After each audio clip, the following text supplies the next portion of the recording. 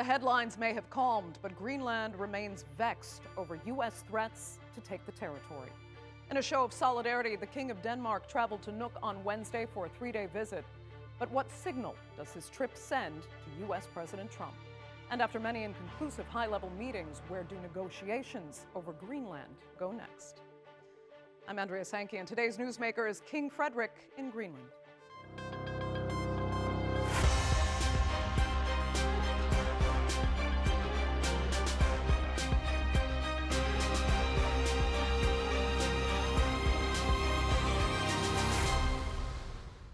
When U.S. President Trump first talked about buying Greenland back in 2019, Danish leaders wrote it off as absurd.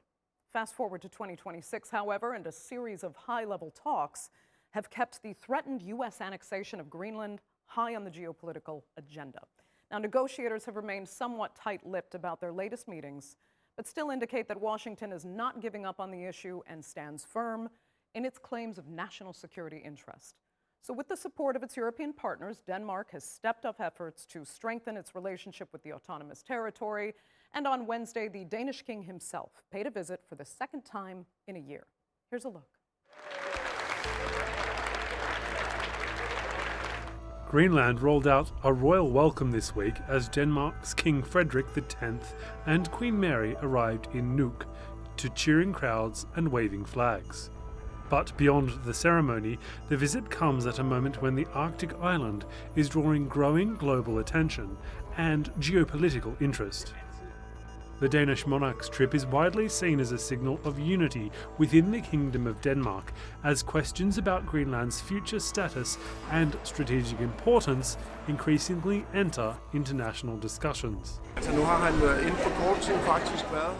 Now, King Frederick has actually been here a few times in a short period of time, you could say. He has also been here at other times of the crisis. Right now, what I'm focusing on, and what I notice, is how much unity there is between our population and His Majesty the King, and I'm happy that is proven time and time again. Across Europe, officials are watching developments closely. Greenland's vast territory, natural resources, and location along emerging Arctic shipping routes have made it more strategically significant as global powers compete for influence in the region. Diplomatic engagement with the island has increased in recent months. Several European Union officials have visited, while France and Canada have opened new consulates in Nuuk. All of this signals attempts by Europe to strengthen ties and protect strategic interests. King Frederick's visit also emphasises Denmark's careful stance. The kingdom has repeatedly said it would respect Greenland's right to independence if its people choose that path, a decision that ultimately rests with Greenlanders themselves. And the Arctic is increasingly in the spotlight. Analysts note that Europe is eager to reduce its dependency on foreign powers, ensuring that Greenland's strategic importance is recognised and respected. The United States has also identified its focus on Greenland. In recent weeks, President Donald Trump renewed calls for greater American control over the island, citing security concerns and competition with Russia and China. Last month, President Trump announced a framework for Greenland, but details of this plan remain unclear. For Greenlanders, however, the debate is not only about diplomacy or military strategy, it's about identity, self-determination, and protecting their land as global attention intensifies. Greenland is part of the Kingdom of Denmark, and it has home rule. It could become independent if it wanted to, but that would be a decision that could be taken by the Greenlanders alone. As interest in the Arctic grows, Greenland is no longer a remote outpost on the world map. It is fast becoming a focal point in the shifting balance of global power. So for something initially dismissed as absurd, a lot of high-level talks and visits to Greenland have taken place. But are they bringing the issue any closer to resolution? Joining me now to debate that and much more are from Washington, Republican strategist Amanda Makki. From Reunion Island, senior researcher and Greenland specialist at the University of Quebec, Mikaa Blugeon-Mered. And from Copenhagen, political commentator Sofie Allarp. Thank you all so much for being with me. And Sofie, I'll start with you in Denmark. And what does a visit from the king really mean? Is he better received in Greenland than, your typical political leaders?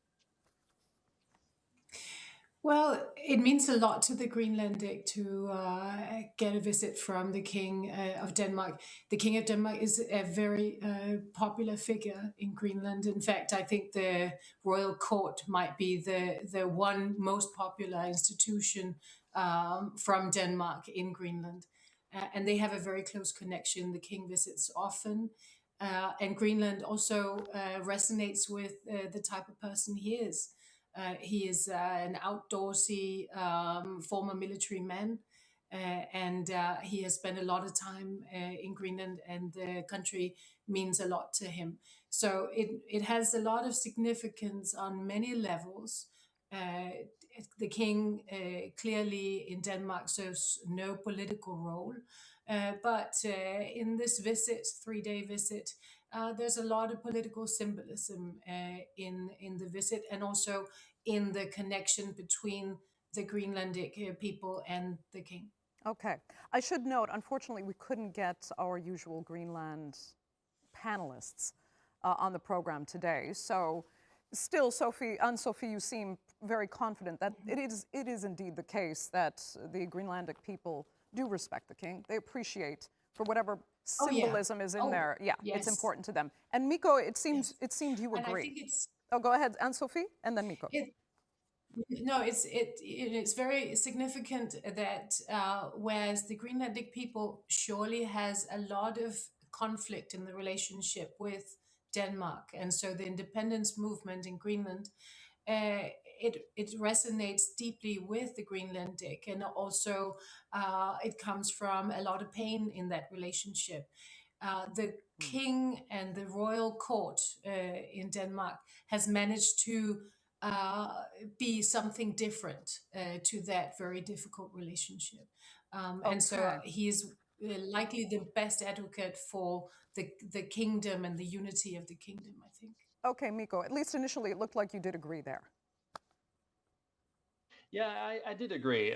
Basically, I don't know who your usual Greenlandic commentators are, but basically, yeah, having been spending more than 15 years now on Greenlandic politics.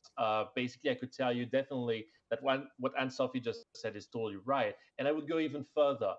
The Royal House of Denmark is really, truly the last unifying figure between the Greenlandic peoples. And by peoples, I mean the Greenlandic people on the one hand, and the Inuit people as well within the Greenlandic people, and basically Denmark.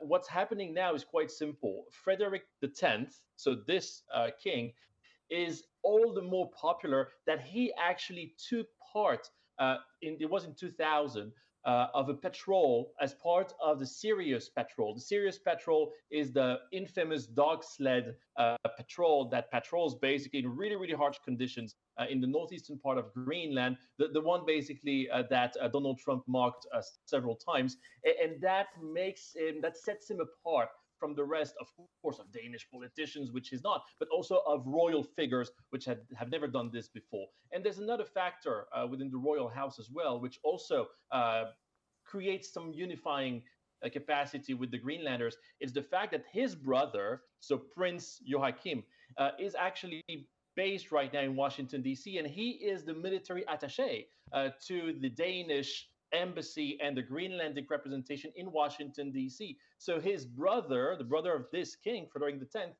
Prince Joachim here, is very much on the front lines of this debate and of all the big meetings, high-level meetings taking place in Washington, D.C. Regarding the case of Greenland. Okay. Well, let me turn to Amanda then.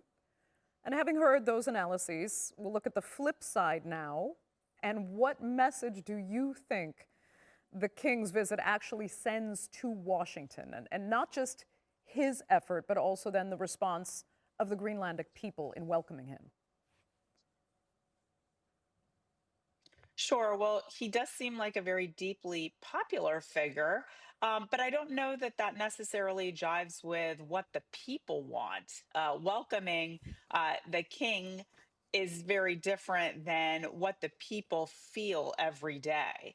Um, so, from what I understand, there hasn't been many visits or much attention paid to this country except for the last year, which President Trump has been in office. And has had his eye on Greenland. And so, yes, this is the second visit in the last year, but my understanding is they were annual kind of celebratory visits that he was making, the king was making. And so I think President Trump sees this as, more posturing. I certainly think that's what he would believe. But, certainly the king is trying to make an impression. The people seem to be proud of him, but 60 to 80% of Greenlanders would support independence. So I think that those two things don't necessarily align, what they are doing and showing their appreciation for the king, but also them wanting their independence, with the majority of Greenlanders showing support for that. Okay, Miko, I've seen you emphatically shaking your head in disagreement. I mean, do you think if Amanda is representative of Washington's opinion here, are the Americans getting it totally wrong? Yeah, pretty much, because indeed the king and basically the whole royal house has been a popular figure for decades. And this king in particular, for at least 2 decades already, has shown multiple occasions of interest towards the Greenlanders. And once again, here I want to stress the fact that the Greenlandic peoples are actually plural. It's the Greenlandic people on the one hand and the Inuit peoples also that actually understand that the king, this king in particular, basically sees them in a different manner than what politicians in Copenhagen usually do. So here we need to separate two things: the relationship or the way Greenlanders in their entirety see Danish politicians and the Danish government on the one hand. And on that part, I would agree with Amanda. And the royal house on the other hand, on which I would disagree with Amanda. And basically this course towards independence that Greenlanders, as a majority, really want to get delivered in their lifetimes, if possible, at least one day. That independence doesn't mean that they would not be happy to be part of some kind of commonwealth with the Danish royal house. Here we really need to discriminate the royal house on the one hand and the Danish politician and governments. Okay. Let me move it forward then, Sofie, and ask you, where then do these talks or negotiations over Greenland, where do they really go next? We're having a bit of difficulty understanding what tools President Trump really does have at hand that the Danes would feel threatened by. I mean, he has threatened tariffs, but hasn't quite been able to make those work. So from the Danish perspective, where are these talks really going? What are they focusing on? Well, it's certainly a very complex situation, isn't it? And I think in the diplomatic toolbook or in the sort of protocol handbook, it's very difficult to find anything that resembles this. The talks, I think, were a manner of getting this discussion out of the public sphere and into a regular meeting room. And I think that was a necessary form of de-escalating a very tense situation. And I don't think the tense situation with different types of threats and representations of threats helped anyone. And on the contrary, it has created a very difficult situation for the Greenlandic people who are feeling very anxious and stressed. Okay. And so the talks were a diplomatic tool, and where they can lead and also what they can entail. There are different versions of that, depending on which side of the Atlantic that you are on. Certainly for the Greenlandic and the Danes, the sovereignty situation is not for discussion. But everything else, I think, is for discussion. And I think certainly many people, both in Greenland, also in Denmark, understands that there are legitimate concerns pertaining to the future of Greenland and the interests of the transatlantic alliance that the Danes and the Greenlandic are very willing to discuss. Okay, willing to discuss. So then, Amanda, give us, if you can, Washington's perspective and help us understand at least this framework that President Trump has laid out for Greenland, which is supposedly the structure that is being worked around now in these talks. Well, I think that's very amorphous right now. When asked, Secretary of State Rubio really didn't have an answer to share on this. So I think the working group between Denmark and the United States continues. So they are working to come up with something. I think they know that President Trump is not going to take his eyes off of Greenland. President Trump certainly believes that for NATO and for the United States, it is hugely important that China and Russia are not at its doorstep of North America. And so this is something that he is going to continue to pursue. I think they know how dogged he can be. And so they are looking at what the options are. Now, with a treaty, for example, that requires 2/3 of the Senate to ratify it. And if you look at the United States Senate right now, they've introduced legislation that would exactly thwart what President Trump is trying to achieve. And so this has to be something that is done that will ameliorate those in the Senate, both Republicans and Democrats who have a lot of heartache over this. Senator Lisa Murkowski from Alaska, probably the most notable in defending Denmark here and the people of Greenland against the United States. But you have others, Tom Tillis, Republican from North Carolina. And then we saw a spat, of course, between Lindsey Graham and the prime minister. So I think right now it's very heated, but this working group, amorphous as it is, not knowing really where they are, certainly that is all we know right now. So hopefully that working group can come together with something that will really benefit the Greenlandic people and then they have the option of making the best decision for themselves because a majority do want independence, but how that looks and what that means, certainly the allure of America being involved is great. So, what is it that we can do, both nations, to make this palatable is important. Okay, let me go to Mikaa though, and I again want to move this forward because the branding for this program I chose is Greenland's Great Game, because you have the United States, the Europeans, the Chinese and the Russians, all kind of at odds at what they want out of Greenland and the greater Arctic. It is quite intimidating, as Sofie was saying, for the Greenlandic people, such a small population, feeling so insecure and vulnerable at the mercy of these great powers. But we also, we have the U.S. arguing consistently that this is for national security. And there's also the desire, as you have talked about at length, to acquire Greenland's resources. And then some suspect what Washington is really after is actually the chance to build and secure these massive data centers to accommodate AI, for example. So talk more about what the real, you think, motivations are at play in this great game. Well, if we're talking about grand strategy and if we're talking about national security, the current framework of cooperation between the US, Denmark, and Greenland is absolutely sufficient. There is no need for any annexation or whatever to actually improve national security on the US side. So there's no need for that. But then you could say that indeed the natural resources, minerals, whatever play is actually the most credible.